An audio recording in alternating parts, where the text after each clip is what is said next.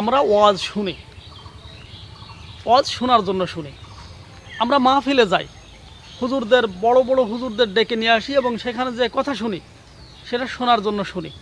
আমরা কখনো আমল করার জন্য এবং সেই অনুযায়ী জীবন চালানোর জন্য শুনি না।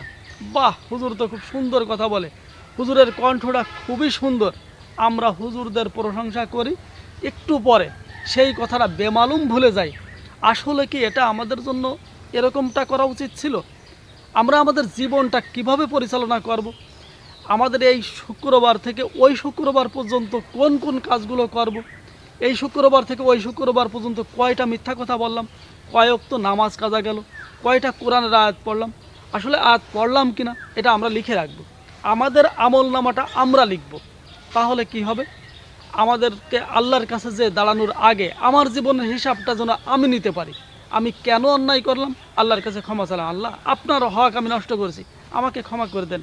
হে আমার রব, আমি আপনার ওই বান্দার হক নষ্ট করেছি, আমি তার কাছে গেলে সেজন্য আমার প্রতি সদয় হয়, আমি যেন তার কাছে ক্ষমা চাইলে সেজন্য আমাকে ক্ষমা করে দেয়, আপনি তৌফিক দেবেন।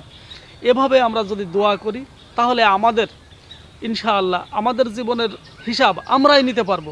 আল্লাহর কাছে যে আমাদেরকে আর অপরাধী হয়ে দাঁড়ায় থাকতে হবে না ইনশাআল্লাহ।